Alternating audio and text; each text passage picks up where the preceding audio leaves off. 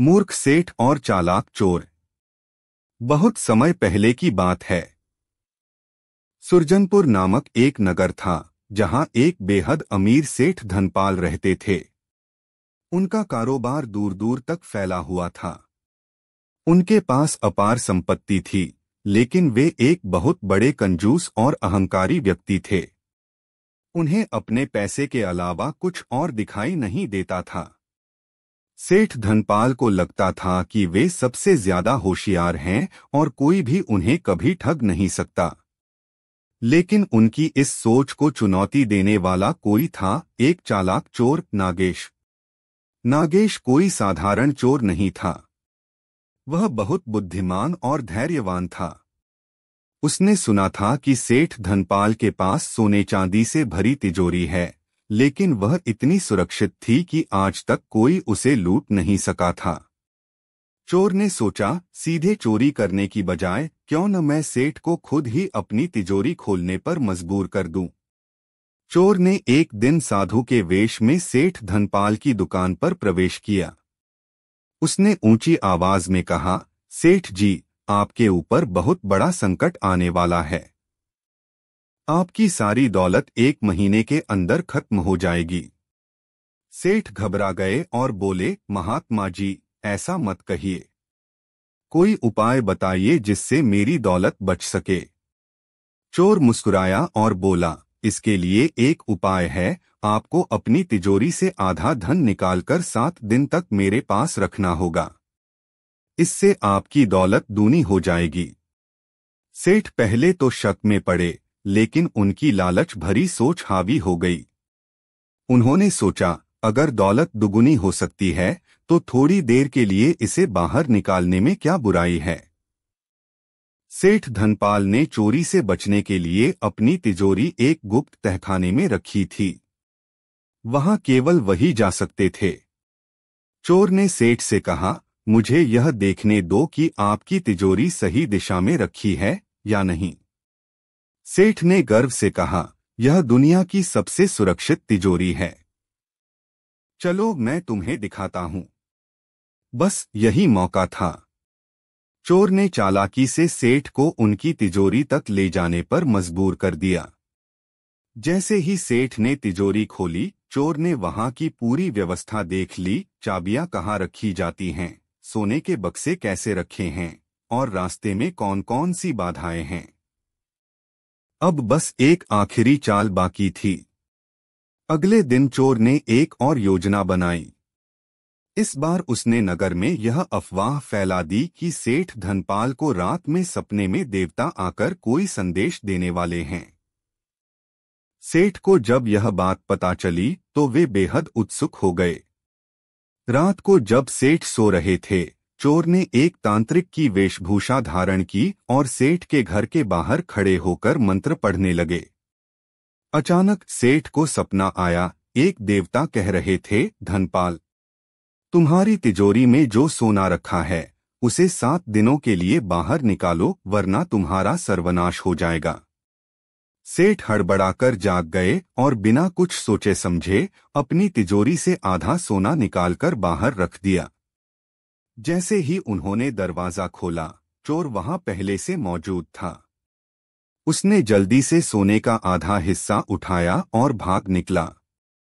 सुबह होते ही सेठ को समझ आ गया कि उनके साथ भयंकर धोखा हुआ है। वे नगर के राजा के पास गए और पूरी बात बताई। राजा ने हंसते हुए कहा, इस सेठ जी, आपने तो खुद अपनी तिजोरी लुटवाई है।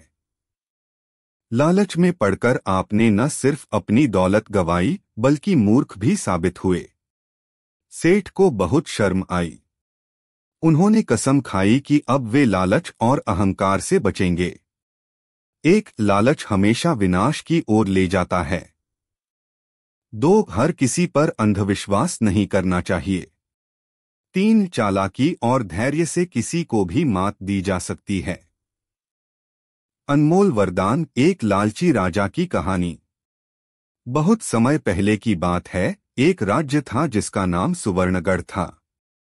यह राज्य अपनी समृद्धि और सुंदरता के लिए मशहूर था, लेकिन इसके राजा विक्रमसेन अत्यंत लालची थे। राजा के पास पहले से ही ढेर सारा सोना, चांदी और अनमोल रत्न थे, लेकिन उनकी लालसा कभी खत्म नहीं होती थी। राजा दिन रात सोचते रहते, कैसे मैं और अमीर बन सकता हूँ, कैसे मेरे खजाने में और सोना आ सकता है। एक दिन एक साधु राज्य में आए। उनके बारे में कहा जाता था कि वे ईश्वर के आशीर्वाद से किसी को भी अनमोल वरदान दे सकते हैं। राजा को जब यह खबर मिली तो उन्होंने तुरंत साधु को महल में बुलवाया। राजा ने साधु का स्वागत किया और कहा, हे महात्मा, आप बहुत ज्ञानी और शक्तिशाली हैं। कृपया मुझे ऐसा वरदान दें कि मैं कभी गरीब न हो और मेरा धन हमेशा बढ़ता रहे। साधु मुस्कुराए और बोले, राजन, धन से ज्यादा महत्वपूर्ण संतोष है। अगर तुम लालच छोड़ दो तो हमेशा सुखी रहोगे। राजा ने कहा, महात्मन, मैं संतोष बाद में सीख लूंगा, पहले आप मुझे कोई ऐसा वरदान दीजिए जिससे मेरी संपत्ति दिन रात बढ़ती रहे। साधु ने गहरी सांस ली और बोले, ठीक है, जैसा तुम्हारी इच्छा। मैं तुम्हें एक जादुई शक्ति देता हूँ, तुम जिस भी चीज को छूओगे वह सोने में बदल जाएगी। राजा यह सुनकर बहुत खुश हो गए। उन्होंने साधु को ढेर सारा इनाम देने की पेशकश की, लेकिन साधु मुस्कुराते हुए बोले, मुझे कुछ नहीं चाहिए, बस याद रखना, लालच हमेशा विनाश का कारण बनता है। और फिर वे चले गए। अब राजा बेहद खुश थे। उन्होंने महल के हर चीज को छूना शुरू कर दिया। सिंहासन, खिड़कियां, दरवाजे, सब कुछ सोने में बदल गया। राजा की खुशी का ठिकाना नहीं था। फिर उन्होंने सोचा, अब मैं जो भी खाऊंगा उसे भी सोने में बदल दूंगा, फिर यह देखूंगा कि असली सोने का स्वाद कैसा होता है। उन्होंने एक सेब को उठाया और जैसे ही उसे हाथ लगाया वह भी ठोस सोने का बन गया। उन्होंने रोटी को छुआ, वह भी सोने में बदल गई। पानी का गिलास उठाया, वह भी सोना बन गया। राजा को अब चिंता होने लगी, अरे यह क्या हुआ, मैं कुछ भी खा नहीं सकता। इतने में उनकी छोटी बेटी राजकुमारी सुधा दौड़ती हुई उनके पास आई और बोली, पिताजी, आपने मुझे आज सुबह से गोद में नहीं लिया। राजा मुस्कुराए और जैसे ही उन्होंने अपनी बेटी को गले लगाया वह भी सोने की मूर्ति बन गई। राजा सदमे में पड़ गए। उन्होंने रोते हुए अपनी बेटी को हिलाया डुलाया, लेकिन वह अब एक ठोस सोने की मूर्ति बन चुकी थी। राजा का पूरा महल सोने से भर चुका था, लेकिन वह अब दुनिया के सबसे दुखी इंसान थे। रोते रोते उन्होंने साधु को याद किया और प्रार्थना करने लगे, हे महात्मा, मुझसे बहुत बड़ी भूल हो गई। मुझे अपना वरदान वापस चाहिए। मैं सोना नहीं, अपनी बेटी और अपना जीवन वापस चाहता हूँ। साधु अचानक प्रकट हुए और बोले, राजन, अब तुम समझे कि असली धन क्या होता है।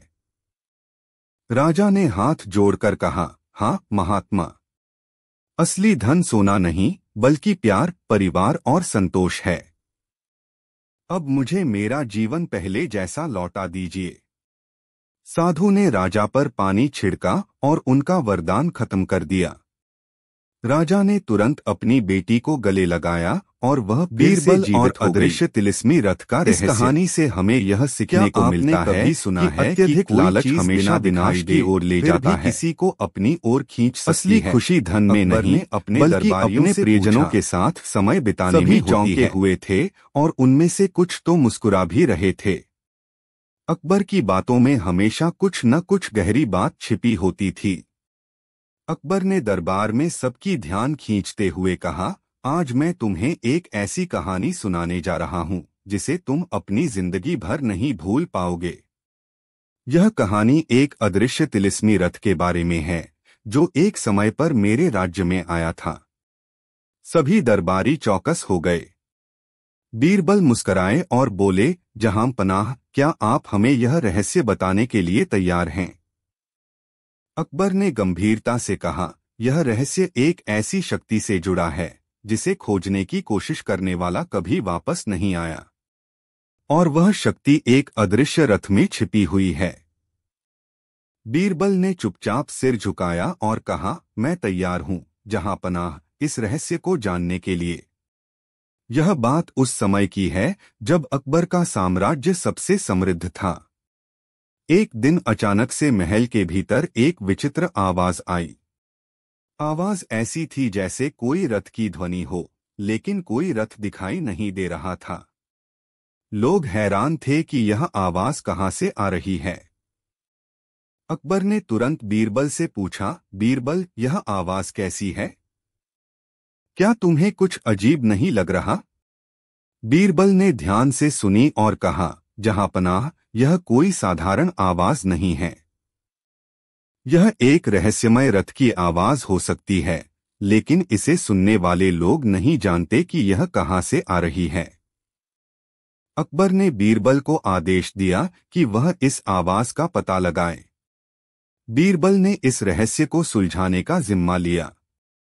बीरबल महल से बाहर निकले और रात के अंधेरे में रथ की आवाज का पीछा करना शुरू किया। वह आगे बढ़ते गए, लेकिन रथ का कोई संकेत नहीं मिला। तभी उन्हें एक गहरे जंगल की ओर जाते हुए कुछ आभास हुआ। आवाज उस दिशा से आ रही थी। वह जंगल के भीतर दाखिल हुए और देखा कि वहां एक पुराना मंदिर खड़ा हुआ था। मंदिर के अंदर एक गहरी गुफा थी, जिसके भीतर से रथ की आवाज आ रही थी। बीरबल ने बिना डर के गुफा के अंदर कदम रखा। गुफा में उन्होंने देखा कि कोई अदृश्य शक्ति रथ चला रही थी और रथ की ध्वनि लगातार बढ़ती जा रही थी। यह दृश्य अजीब था, क्योंकि रथ बिल्कुल भी दिखाई नहीं दे रहा था। बस उसकी आवाज और हवा का झोंका महसूस हो रहा था। वह सोच में पड़ गए, यह क्या रहस्य है? यह अदृश्य रथ कैसे चल रहा है? बीरबल ने गुफा के भीतर एक पुराना पत्थर देखा, जिस पर कुछ अजीब से निशान बने हुए थे। उन्होंने ध्यान से उन निशानों को पढ़ा और समझा कि यह तिलिस्म का हिस्सा थे। उन निशानों में लिखा था, जो इस रथ को ढूंढेगा वह कभी भी पीछे नहीं मुड़ेगा।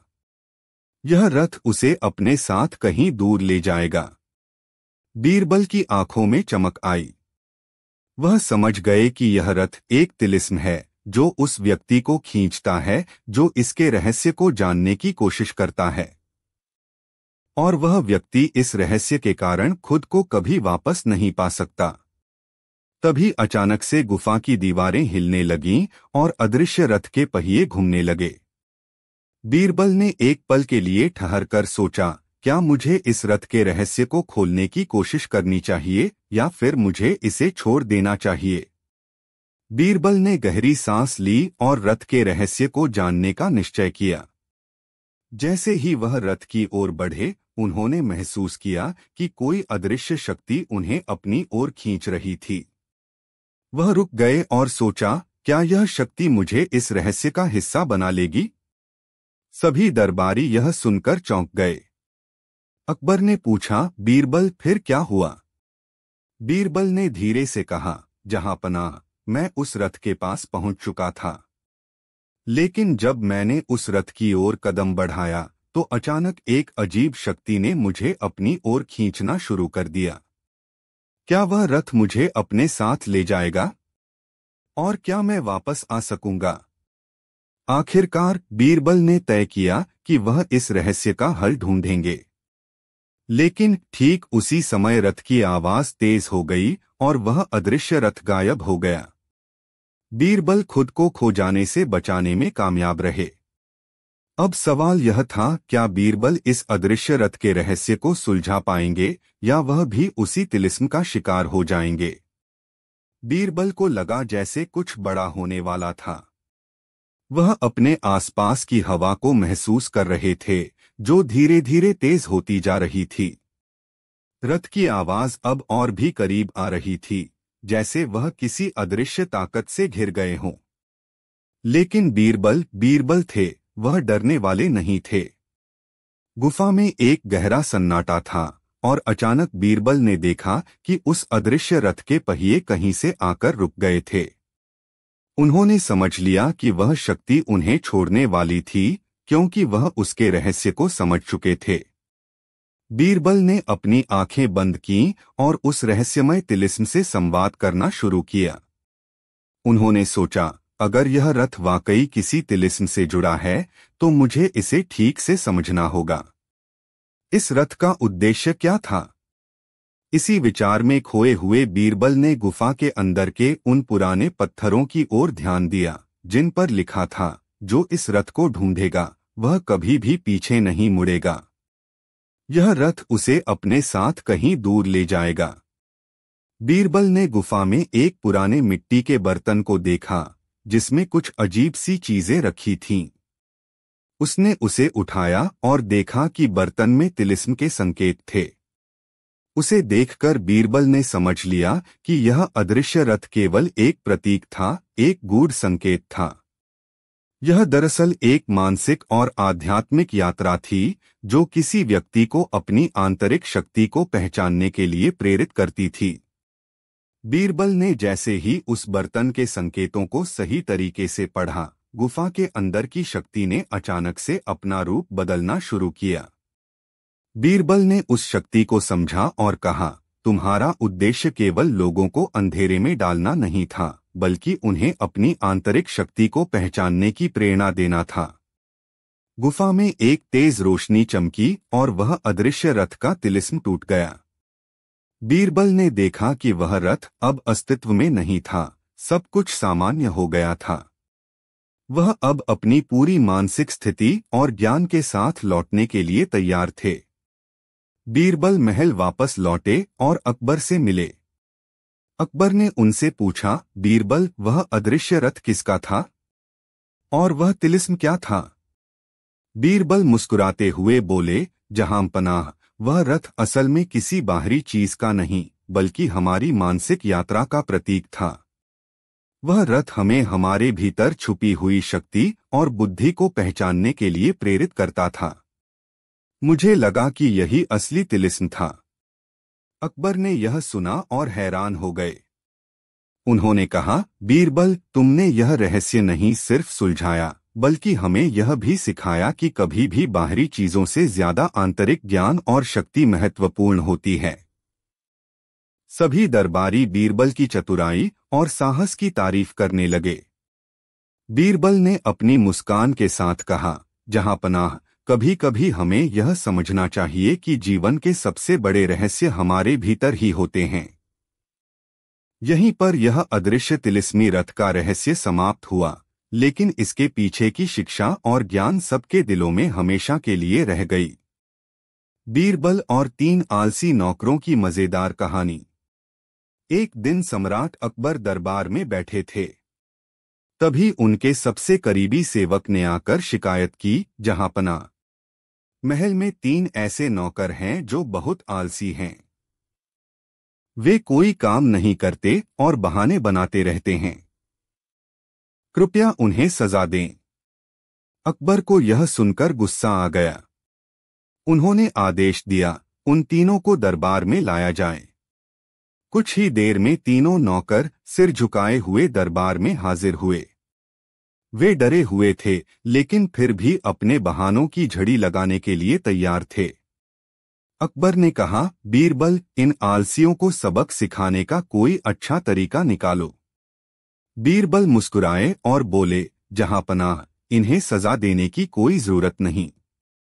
मैं इन्हें खुद ही परख लूंगा और जो सबसे ज्यादा आलसी निकलेगा उसे सबसे बड़ा इनाम दूंगा। दरबार में यह सुनकर सभी चौंक गए। आलसी को इनाम क्यों?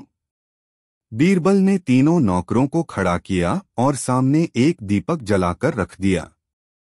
फिर उन्होंने पास में एक घड़ा पानी रखा और कहा, अगर यह दीपक बुझ जाए तो तुम में से जो भी इसे जलाए रखेगा उसे इनाम मिलेगा। पहला नौकर सोचने लगा, दीपक बुझने पर मैं फिर से जलाऊंगा, लेकिन अभी मैं क्यों मेहनत करूं? दूसरा नौकर बोला, दीपक खुद ही जलता रहेगा, इसमें मेरी क्या जरूरत? लेकिन तीसरा नौकर सबसे ज्यादा आलसी था। उसने सोचा, अगर दीपक खुद ही बुझ गया तो मैं क्यों मेहनत करूं। बीरबल ही कोई और तरीका निकालें। और वह वहीं खड़ा रहा। थोड़ी देर बाद तेज हवा चली और दीपक बुझ गया। पहले दो नौकर डर के मारे तुरंत उसे जलाने भागे, लेकिन तीसरा नौकर वहीं खड़ा रहा। बीरबल ने जोर से हंसते हुए कहा, जहां पनाह, हमें सबसे बड़ा आलसी मिल गया। अकबर ने पूछा, बीरबल, अब तुम इसे सबसे बड़ा इनाम दोगे? बीरबल बोले, बिल्कुल। इसे आराम करने के लिए सबसे कठिन काम दिया जाएगा। यह अब से महल की सफाई करेगा। यह सुनकर सभी दरबारी हंस पड़े और तीनों नौकर समझ गए कि आलसी होने का अंजाम हमेशा बुरा ही होता है। इस कहानी से हमें यह सीख मिलती है कि आलस्य करना कभी भी लाभदायक नहीं होता। मेहनत करने वाला ही सफल होता है। बीरबल और आलसी नौकरों की वापसी, बुद्धिमानी बनाम आलस्य। पिछली बार बीरबल ने 3 आलसी नौकरों को सजा देकर महल की सफाई का काम सौंपा था। कुछ दिनों तक तो वे डर के मारे काम करते रहे, लेकिन फिर धीरे धीरे अपनी पुरानी चालाकियों पर उतर आए। वे आधा अधूरा काम करने लगे और फिर बहाने बनाकर बचने लगे। एक दिन अकबर महल में घूम रहे थे। उन्होंने देखा कि जगह जगह धूल जमी हुई है, बागीचे की सफाई ठीक से नहीं हुई और फव्वारे भी गंदे पड़े हैं। उन्हें गुस्सा आ गया। उन्होंने बीरबल को बुलाया और कहा, बीरबल, तुमने तो कहा था कि आलसी नौकरों को सबक मिल गया है, लेकिन ये तो फिर से पहले जैसे हो गए। बीरबल मुस्कुराए और बोले, जहां पनाह, चिंता मत कीजिए। इस बार मैं ऐसा उपाय करूंगा कि वे आलस्य भूलकर मेहनती बन जाएंगे। अगले दिन बीरबल ने पूरे महल में घोषणा करवाई, आज से महल में काम करने वालों को उनके काम के हिसाब से इनाम दिया जाएगा। जो सबसे अच्छा काम करेगा उसे सबसे बड़ी इनाम मिलेगी। यह सुनकर सभी नौकर मेहनत से काम करने लगे, लेकिन वे 3 आलसी नौकर आपस में बात करने लगे। पहला बोला, देखो, हमें मेहनत नहीं करनी, बस इतना दिखावा करना है कि हम बहुत काम कर रहे हैं ताकि हमें इनाम मिल जाए। दूसरा बोला, सही कहा, हम थोड़ा थोड़ा काम करेंगे और जब बीरबल देखने आएंगे तब तेजी से झाड़ू लगाने लगेंगे। तीसरा बोला, अरे भाई, मुझे तो कुछ भी करने का मन नहीं है। मैं सबसे ज्यादा चालाक हूं, मैं बीरबल को ही चकमा दे दूंगा। तीनों नौकर अपनी चालाकी के मुताबिक अलग अलग बहाने बनाकर बीरबल को बेवकूफ बनाने की कोशिश कर रहे थे, लेकिन बीरबल पहले से ही उनकी योजना समझ गए थे। दूसरे दिन बीरबल अचानक निरीक्षण के लिए महल में घूमने लगे। उन्होंने देखा कि कई जगह गंदगी थी और जिन नौकरों को सफाई की जिम्मेदारी दी गई थी वे छुपकर आराम कर रहे थे। बीरबल ने तीनों आलसी नौकरों को बुलवाया और कहा, आज तुम तीनों को इनाम दिया जाएगा, लेकिन एक शर्त है, तुम्हें पहले अपनी मेहनत का प्रमाण देना होगा। तीनों एक दूसरे की ओर देखने लगे।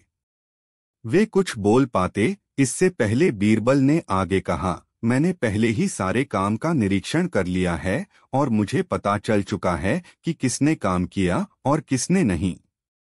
अब तुम बताओ, क्या तुम्हें सच में इनाम मिलना चाहिए? तीनों चुप हो गए। वे समझ गए कि उनकी चालाकी पकड़ी जा चुकी है। अकबर यह सब देख रहे थे।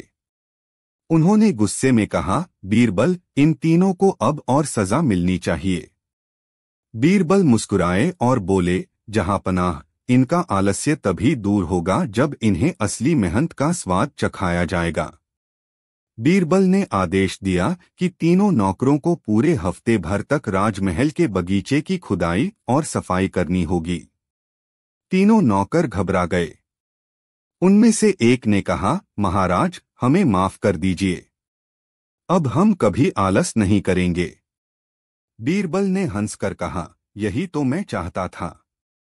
अब से अगर मेहनत करोगे तो तुम्हें सजा नहीं बल्कि इनाम मिलेगा। आलस्य हमेशा नुकसान ही पहुंचाता है। मेहनत का कोई विकल्प नहीं होता। चालाकी से बचने की बजाय ईमानदारी से काम करना ही सही रास्ता है। सिंहासन की साजिश, एक धूर्त मंत्री और ईमानदार राजकुमार की कहानी। बहुत समय पहले की बात है। अमरलोक नाम का एक विशाल और समृद्ध राज्य था। इस राज्य के राजा महेंद्र सिंह एक न्यायप्रिय और दयालु शासक थे। उनकी प्रजा उन्हें देवता के समान मानती थी। लेकिन राजा की सबसे बड़ी चिंता थी उनका उत्तराधिकारी। राजा महेंद्र सिंह के दो पुत्र थे, राजकुमार विक्रम और युवराज अधिराज। विक्रम सरल, ईमानदार और बुद्धिमान थे, जबकि अधिराज क्रूर, चालाक और सिंहासन के लिए किसी भी हद तक जाने को तैयार थे। राजा का झुकाव विक्रम की ओर था, क्योंकि वे धर्म, नीति और प्रजा की भलाई को महत्व देते थे। लेकिन अधिराज को यह सहन नहीं था। वह हमेशा इस फिराक में रहता कि किसी तरह अपने बड़े भाई को रास्ते से हटा सके। राज्य के मुख्यमंत्री रक्तमल भी एक धूर्त और लालची व्यक्ति था। वह अधिराज का समर्थन करता था, क्योंकि उसे मालूम था कि अगर विक्रम राजा बने तो उसके भ्रष्टाचार पर रोक लग जाएगी। राज्य में साजिश की हवा चलने लगी थी। राजा महेंद्र सिंह ने घोषणा की कि कुछ ही दिनों में वे अपने उत्तराधिकारी का चुनाव करेंगे। यह सुनते ही रक्तमल और अधिराज ने एक खतरनाक योजना बनाई। रक्तमल ने राजा के कान में जहर घोलना शुरू किया। महाराज, राजकुमार विक्रम स्वभाव से सरल हैं, लेकिन एक अच्छे शासक के लिए सिर्फ सरलता ही काफी नहीं। राजा को चतुर, कठोर और शक्तिशाली होना चाहिए। मेरे अनुसार युवराज अधिराज ही योग्य उत्तराधिकारी हैं। राजा को संदेह हुआ, लेकिन वे निश्चित नहीं थे। उन्होंने अपने दोनों बेटों की परीक्षा लेने का फैसला किया। परीक्षा यह थी, राज्य में एक बड़ा संकट आने वाला है और जिसे भी सही समाधान मिलेगा वही उत्तराधिकारी बनेगा। एक दिन अमरलोक में अचानक अकाल पड़ गया। फसलें सूख गईं, नदियां सूखने लगीं और प्रजा भूख से तड़पने लगी। राजा ने अपने दोनों पुत्रों को बुलाया और कहा, यह तुम्हारी परीक्षा का समय है। जो भी इस संकट का समाधान निकालेगा वही हमारा उत्तराधिकारी बनेगा। अधिराज ने तुरंत ऐलान किया, हमारे पास जो भी भोजन है उसे सिर्फ अमीरों को बेचा जाएगा। गरीबों के पास कुछ नहीं तो वे खुद ही मर जाएंगे। इससे राज्य के संसाधन बचेंगे। राजा यह सुनकर चौंक गए, लेकिन उन्होंने कुछ नहीं कहा। राजकुमार विक्रम ने सोचा और एक योजना बनाई। वे अपनी सेना लेकर जंगलों में गए और वहां के जल स्रोतों का अध्ययन किया। उन्होंने एक नई नदी का रास्ता खोजा, जिससे खेतों की सिंचाई हो सकती थी। साथ ही उन्होंने अपने गहने और धन देकर किसानों के लिए अनाज खरीदा और मुफ्त में बंटवाया। धीरे धीरे राज्य में स्थिति सुधरने लगी। प्रजा खुश हो गई और उन्होंने एक स्वर में कहा, हमें हमारे भावी राजा मिल गए, राजकुमार विक्रम।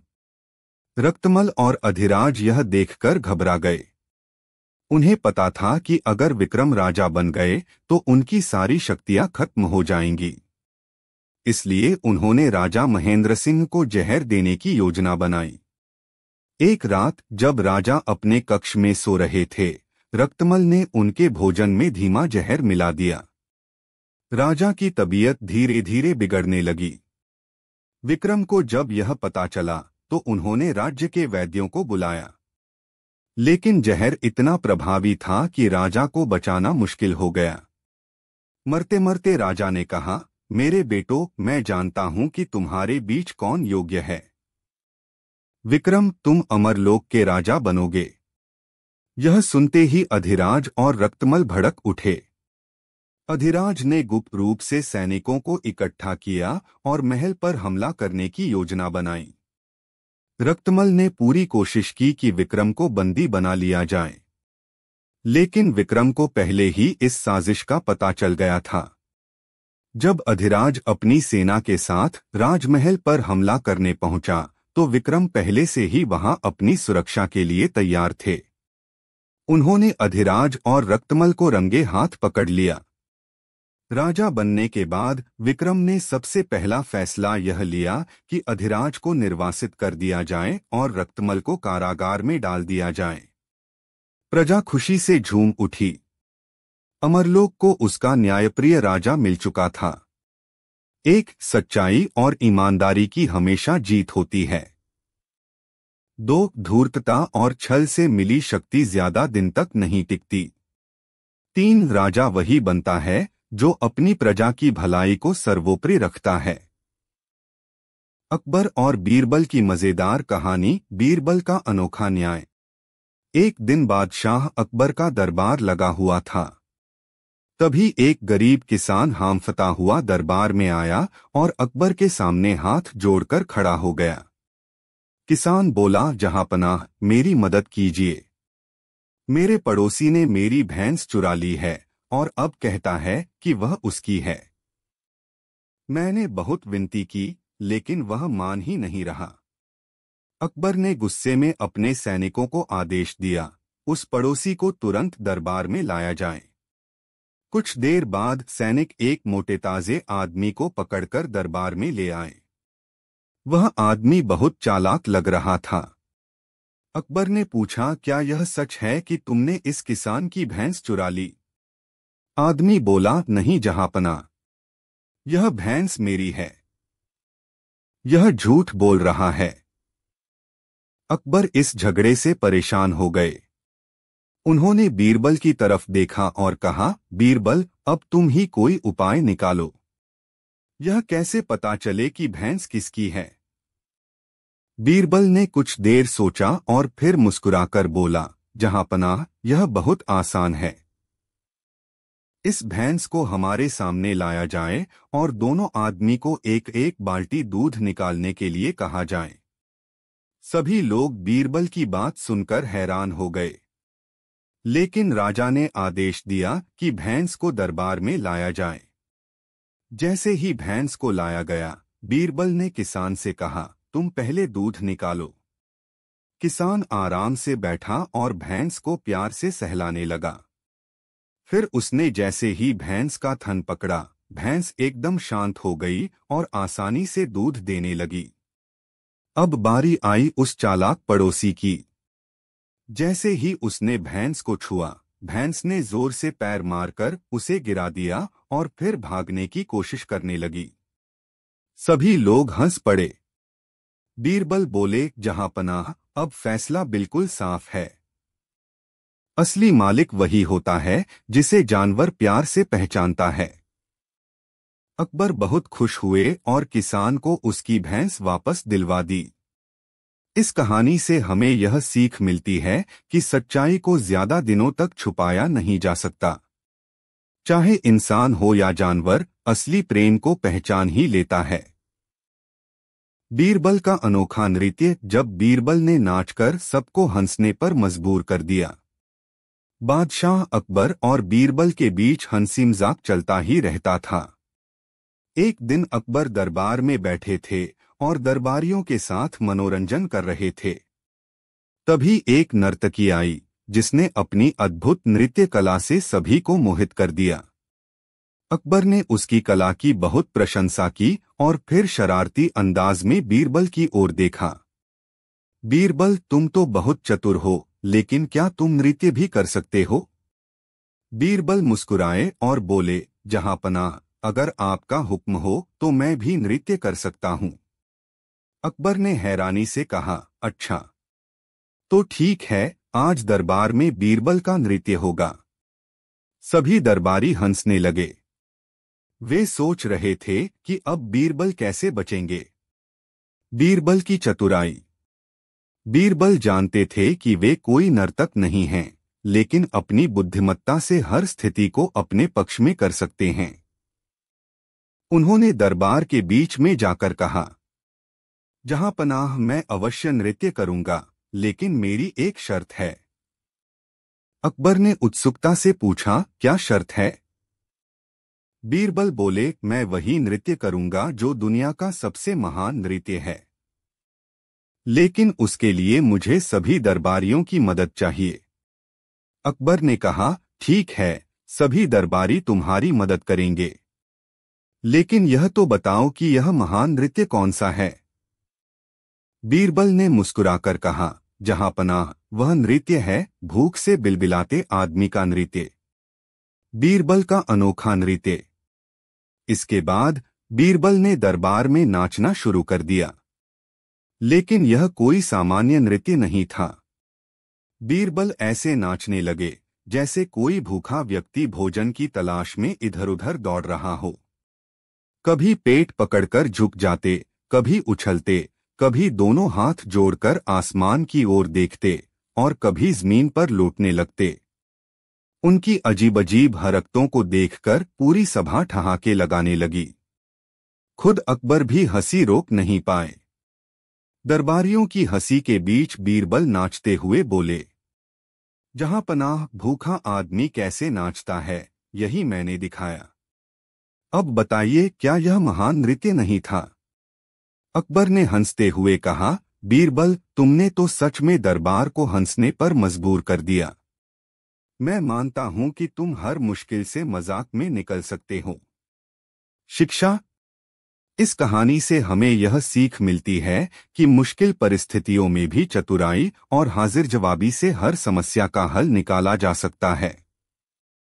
अकबर और बीरबल की शर्त। जब अकबर ने बीरबल को हराने के लिए एक मजेदार शर्त लगाई। बादशाह अकबर और बीरबल के बीच हमेशा हंसी मजाक और चतुराई भरी बातें होती रहती थीं।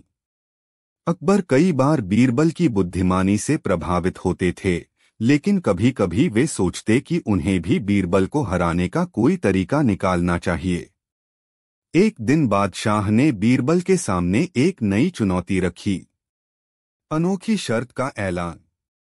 एक दिन दरबार में हंसी मजाक चल रहा था, तभी अकबर ने मुस्कुराते हुए बीरबल की ओर देखा और बोले, बीरबल, तुम्हारी बुद्धिमानी को सब मानते हैं, लेकिन क्या तुम हर चीज में जीत सकते हो? बीरबल ने मुस्कुराते हुए कहा, जहां पनाह, जीत और हार का फैसला तो वक्त करता है, लेकिन मैं पूरी कोशिश करूंगा।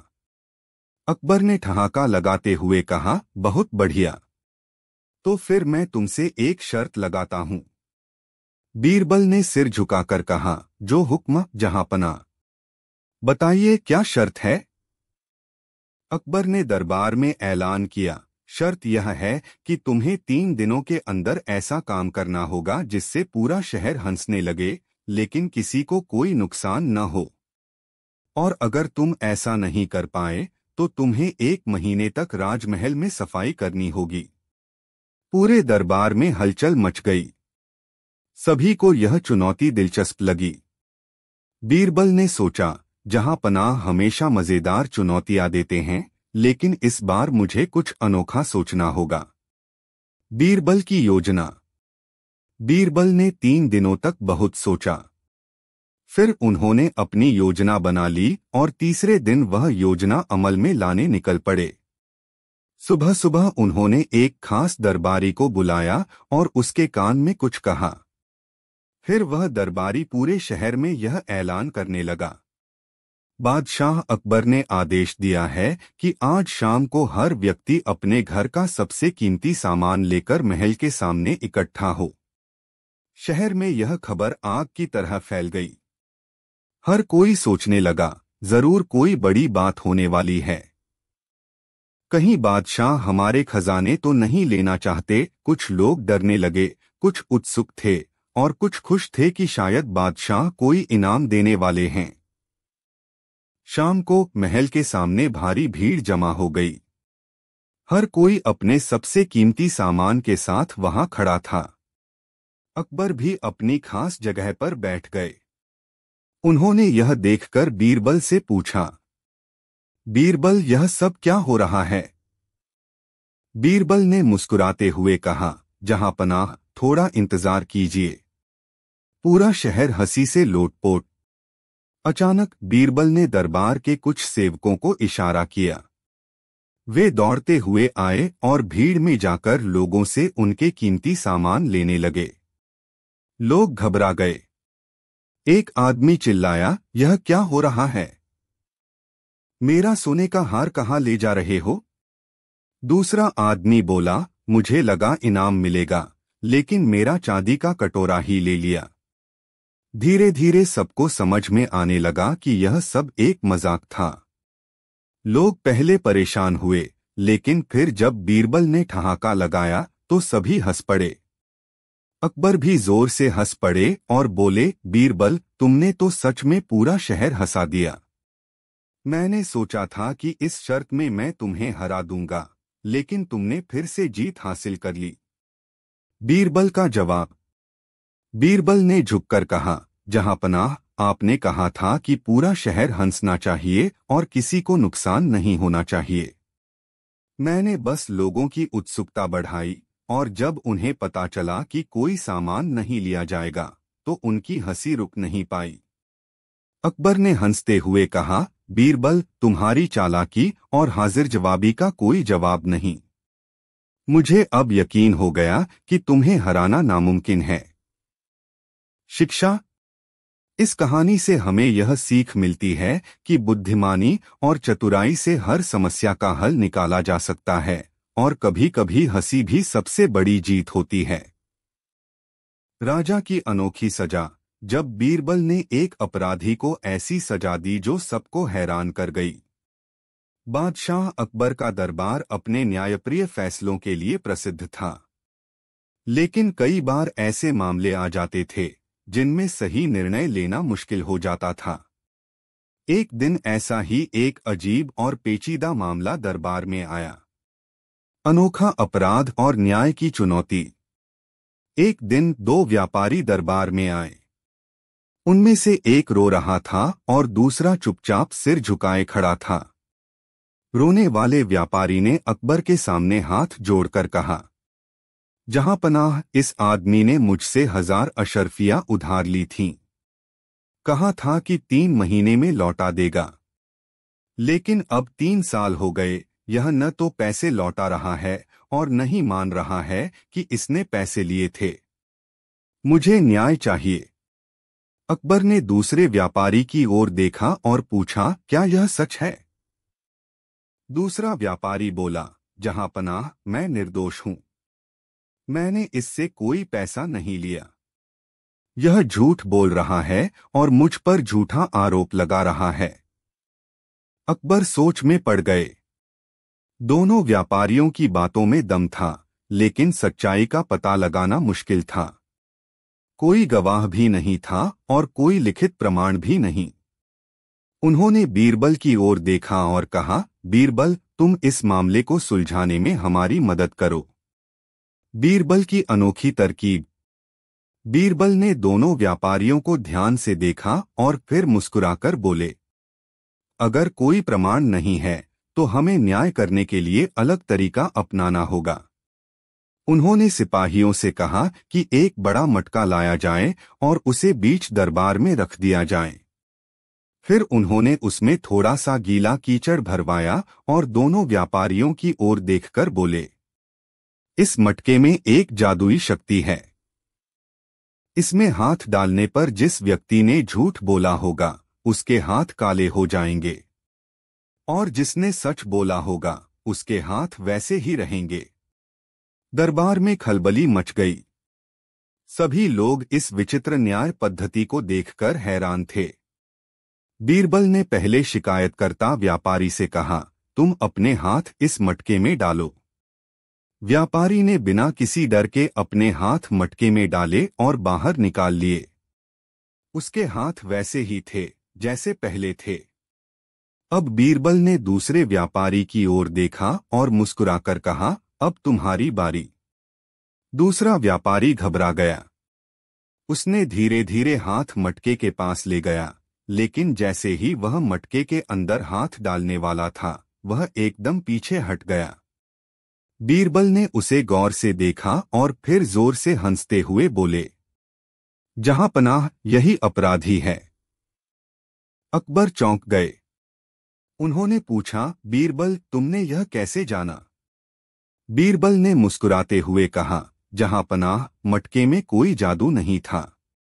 मैंने उसमें गीला कीचड़ डलवाया था, जिससे कोई भी हाथ डालता तो उसके हाथ गंदे हो जाते। इसने डर के कारण हाथ अंदर डाला ही नहीं, क्योंकि यह जानता था कि अगर इसके हाथ साफ रह गए तो इसकी चोरी पकड़ी जाएगी। सभी दरबारी बीरबल की इस चालाकी पर दंग रह गए। अनोखी सजा। अब जब अपराधी पकड़ लिया गया तो बादशाह अकबर ने उसे सख्त सजा देने का आदेश दिया। लेकिन बीरबल ने मुस्कुराकर कहा, जहांपनाह, इसे जेल में डालने से अच्छा है कि इसे एक अनोखी सजा दी जाए। अकबर बोले, कैसी सजा? बीरबल ने कहा, इसे आदेश दिया जाए कि यह हर रोज दरबार में आए और सभी दरबारियों के जूते चमकाए। इसे अपने घमंड का एहसास होगा और यह समझ जाएगा कि बेईमानी से पैसा कमाने की क्या कीमत होती है। अकबर को यह सजा बहुत पसंद आई। उन्होंने कहा, बीरबल, तुमने फिर से अपनी चतुराई और बुद्धिमानी साबित कर दी। यह सजा न केवल इसे शर्मिंदा करेगी बल्कि इसे सही राह पर लाने में भी मदद करेगी। शिक्षा। इस कहानी से हमें यह सीख मिलती है कि न्याय करने के लिए सिर्फ सख्त सजा ही जरूरी नहीं होती, बल्कि सही सजा दी जाए तो अपराधी को अपनी गलती का असली एहसास होता है। गूंगे आदमी की गवाही। जब बीरबल ने बिना बोले हुए गूंगे से सच उगलवा दिया। बादशाह अकबर का दरबार चल रहा था, तभी एक अजीब मामला सामने आया। दो आदमी झगड़ते हुए दरबार में आए और अकबर के सामने घुटनों के बल बैठ गए। पहला आदमी, जहांपनाह, मेरे पास जो खेत है उस पर यह आदमी जबरदस्ती अपना हक जता रहा है, लेकिन यह खेत मेरे पूर्वजों का है। दूसरा आदमी, नहीं जहांपनाह, यह खेत मेरा है। मैं इसे कई वर्षों से जोत रहा हूं, लेकिन यह मुझसे जबरदस्ती छीनना चाहता है। अकबर ने दोनों की दलीलें सुनी, लेकिन सच्चाई जानना मुश्किल था। तभी एक सिपाही ने कहा, जहांपनाह, गांव का एक आदमी इस मामले का गवाह है, लेकिन वह गूंगा है। अकबर हैरान होकर, अगर गवाह गूंगा है तो वह कैसे बता पाएगा कि सच क्या है? अकबर सोच में पड़ गए, लेकिन फिर उन्होंने बीरबल की ओर देखा और मुस्कुराते हुए कहा, बीरबल, तुम हमेशा अनोखे तरीकों से सच निकाल लाते हो। क्या तुम इस गूंगे आदमी से सच उगलवा सकते हो? बीरबल की चालाकी। बीरबल थोड़ी देर सोचते रहे, फिर उन्होंने सिपाहियों से कहा कि गूंगे आदमी को बुलाया जाए। गूंगा आदमी आया और उसने हाथ जोड़कर बादशाह को प्रणाम किया। बीरबल ने उसे ध्यान से देखा और फिर मुस्कुराकर बोले, अगर तुम सच जानते हो तो हम तुम्हें इसका इनाम देंगे, लेकिन अगर झूठ बोलने की कोशिश की तो तुम्हें सजा मिलेगी। दरबार में सभी लोग हंस पड़े। बीरबल, यह गूंगा है, यह कैसे झूठ बोलेगा? बीरबल ने ध्यान नहीं दिया और आगे बढ़कर उस गूंगे आदमी के कंधे पर हाथ रखा। फिर उन्होंने चुपचाप उसकी आंखों में देखा और अपने सिपाही से इशारा किया। सिपाही एक लोहे की छड़ लेकर आया, जिसे आग में गर्म किया गया था। वह छड़ इतनी गर्म थी कि उससे धुआं निकल रहा था। बीरबल ने गूंगे आदमी की ओर देखा और फिर जमीन पर एक लकीर खींची। अगर खेत इस आदमी का है, पहले वाले की ओर इशारा करके, तो तुम इस तरफ इशारा करो। अगर इस आदमी का है, दूसरे की ओर इशारा करके, तो दूसरी ओर इशारा करो। गूंगे आदमी ने पहले तो कोई प्रतिक्रिया नहीं दी, लेकिन जैसे ही बीरबल ने सिपाही को इशारा किया कि गर्म लोहे की छड़ उसके हाथ के पास ले जाई जाए, वह घबरा गया और झट से सही मालिक की ओर इशारा कर दिया। बीरबल मुस्कुराए और बोले, देखिए जहांपनाह, यह आदमी गूंगा हो सकता है, लेकिन यह डर को पहचानता है। सच्चाई उसके भीतर छिपी थी, लेकिन उसे बाहर लाने के लिए हमें सिर्फ सही तरीका अपनाना था। अकबर की खुशी। बादशाह अकबर बीरबल की बुद्धिमानी देखकर हंस पड़े और बोले, बीरबल, तुमने सचमुच कमाल कर दिया। गूंगा आदमी बोल नहीं सकता था, लेकिन तुमने उससे बिना एक शब्द कहे ही सच उगलवा लिया। फिर उन्होंने सही मालिक को उसका खेत वापस दिलवाया और गूंगे आदमी को इनाम दिया। शिक्षा। सच बोलने के लिए शब्दों की जरूरत नहीं होती, सही तरीका अपनाया जाए तो सच्चाई अपने आप सामने आ जाती है। भूतिया हवेली और 7 रहस्यमयी दरवाजे। गांव कालीपुर के पास एक पुरानी हवेली थी, जिसे लोग कालेश्वर हवेली कहते थे। लोगों का कहना था कि वहां जो भी गया वह वापस नहीं लौटा। गांव में रहने वाले 4 दोस्त रोहित, विवेक, सुमित और अजय हमेशा इस हवेली के बारे में कहानियां सुनते रहते थे, लेकिन वे इन बातों को अंधविश्वास मानते थे। एक दिन गांव के सबसे अमीर आदमी ठाकुर रणवीर सिंह ने ऐलान किया, जो कोई भी इस हवेली में एक रात बिताकर 7 दरवाजों को खोलकर वापस आ जाएगा, उसे मैं 50 लाख रुपए इनाम दूंगा। चारों दोस्तों ने सोचा, यह तो बहुत आसान है।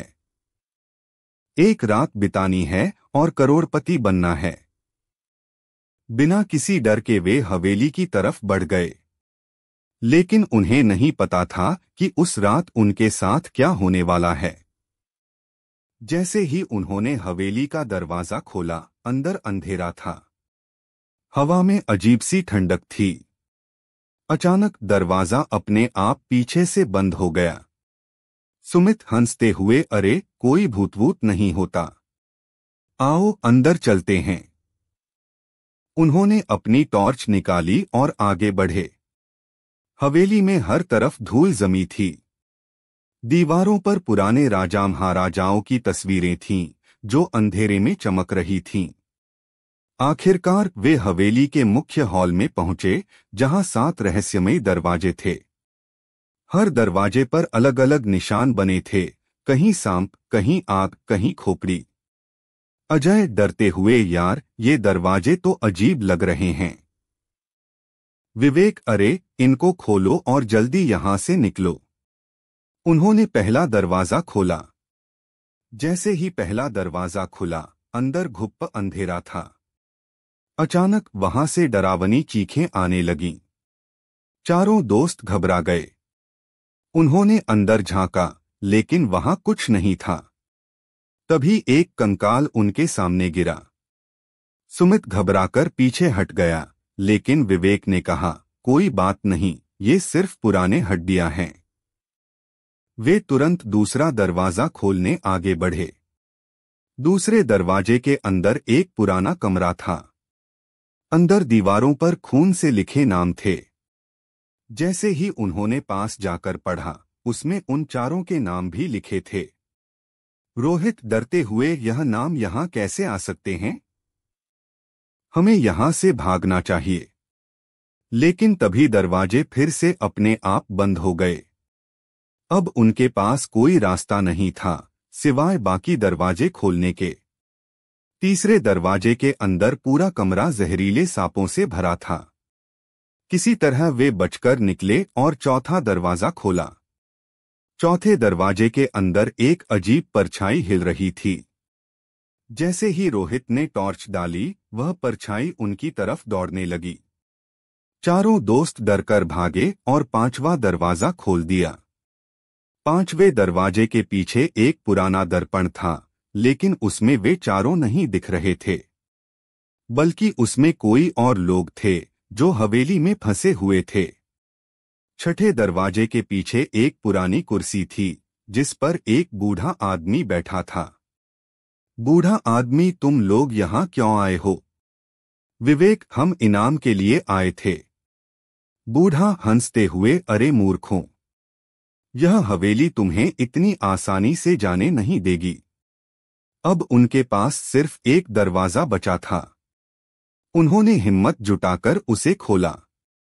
जैसे ही दरवाजा खुला, वे उसी गांव के अंदर खड़े थे, लेकिन 100 साल पहले गांव वैसा ही था, लेकिन लोग अलग थे।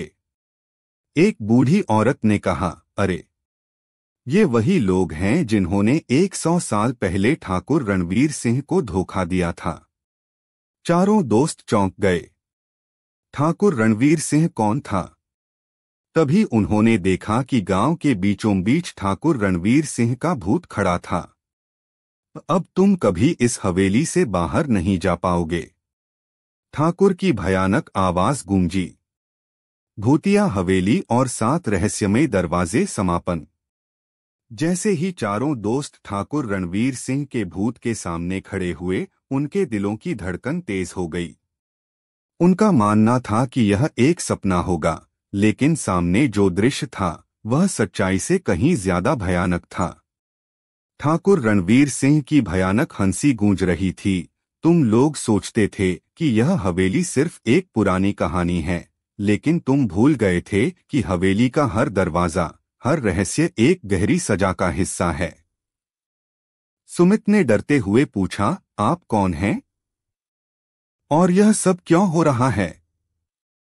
ठाकुर की आंखों में अजीब चमक आई। वह बोला, मैं वो व्यक्ति हूं जिसने यहां रहकर किसी समय इस हवेली को अपना ठिकाना बना लिया था। लेकिन एक दिन मैंने धोखा दिया था, और इसके बाद हवेली में रहने वाली आत्माएं और रूहें मेरे साथ बंध गईं। अब तुम्हारी बारी है, तुम्हें इस रहस्य को सुलझाना होगा, तभी तुम बाहर निकल पाओगे। रोहित, लेकिन हमें बाहर जाने का रास्ता क्या है? ठाकुर ने ठंडी हंसी के साथ कहा, सिर्फ एक रास्ता है, तुम्हें 7 दरवाजों का रहस्य जानना होगा। और जो दरवाजा खोला गया है वही सही जवाब दे सकता है। चारों दोस्तों को समझ में आ गया कि अगर उन्हें बाहर निकलना है तो उन्हें पहले हवेली के रहस्यों को जानना होगा। चारों दोस्तों ने एकजुट होकर 7वें दरवाजे की ओर कदम बढ़ाया। यह दरवाजा बाकी दरवाजों से बिल्कुल अलग था। इसके ऊपर एक सुनहरा निशान था जो बाकी दरवाजों से बिल्कुल अलग दिख रहा था। अजय सांस लेते हुए, अब बस, हम इसे खोलेंगे।